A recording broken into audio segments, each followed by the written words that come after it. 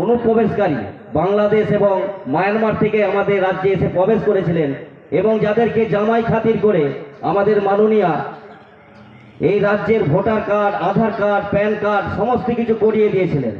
আপনার যদি একটা ভোটার লিস্টে বা আধার লিস্টে বা প্যান কার্ডে সামান্য একটু ভুল থাকে, সেটা সংশোধন করতে গেলে আমাদেরকে অনেক খাটতে হয়, অনেক পরিশ্রম করতে হয়। অথচ ওই মায়ানমার, বাংলাদেশ থেকে যে সমস্ত অনুপ্রবেশকারী মানুষগুলো এসেছিলেন, তারা প্যান কার্ড, ভোটার কার্ড, আধার কার্ড, রেশন কার্ড সমস্ত কিছু কিন্তু অনায়াসেই পেয়ে গেছে। তাদেরকে কারা দায়িত্ব নিয়ে করে দিয়েছে? না ওই চোর তৃণমূল করে দিয়েছে। তাই এগুলি যখন বাদ চলে যাবে বলে ঘোষণা করলেন, নির্বাচন কমিশনারকে বিভিন্নভাবে আক্রমণ করতে শুরু করেছিলেন আমাদের মাননীয়া।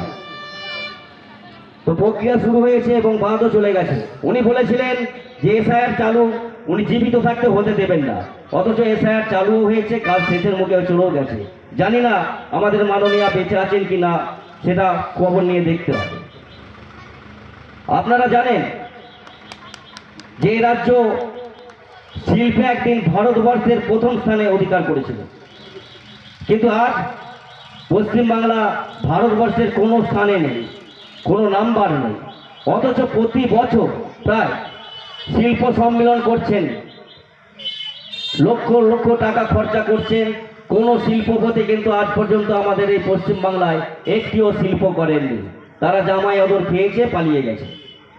তাই বলি, আপনারা এই চোর তৃণমূল সরকারকে পরিবর্তন করে আপনারা ভারতীয় জনতা পার্টিকে নিয়ে আসুন, তাহলে আপনারা দেখবেন আমার মা বোনেরা সম্মান পাবে, তারা নিরাপত্তা পাবে।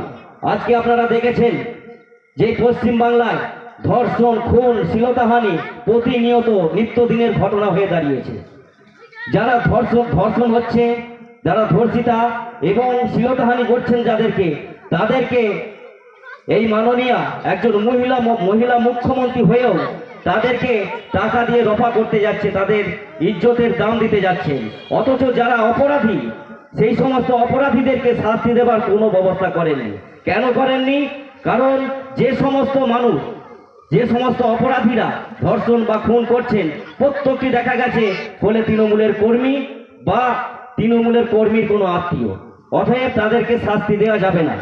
এই কারণে মাননীয়া কি করেছেন না, যিনি ধর্ষিতা হয়েছেন তাকে চাপ দিয়ে, তাকে টাকা দিয়ে তার ইজ্জতের দাম কিনতে গেছেন।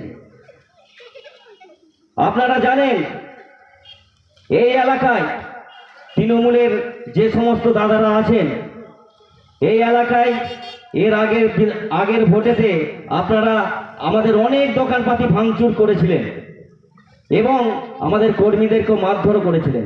এমনকি আমাদেরকেও আজ থেকে প্রায় 8-9 বছর আগে ওই কাঁকির ফলে মেরে দিবার উপকরণ মেরে ফেলে রেখে দিয়েছিলেন। তাই সেই সমস্ত তৃণমূল দাদাদেরকে আমি অনুরোধ করব, আপনারা জেনে রাখুন সেই সমস্ত হিসাব আমরা ভুলে যাইনি, হিসাব কিন্তু আমাদের মনে আছে। তাই হিসাব আমরা সুদ সমেত সময় এলেই মিটিয়ে দেবো, আপনাদের কোনো চিন্তা করার কারণ নেই। সময় যখন আসবে আপনাদের সুদ সমেত মিটিয়ে দেবো, এইটা আমি জোর গলায় বলে যাচ্ছি। তাই আমাদের অনেক বক্তা আছেন, ওনারা আরো ভালোভাবে বলবেন, আমি বিশেষ কিছু বলবো না।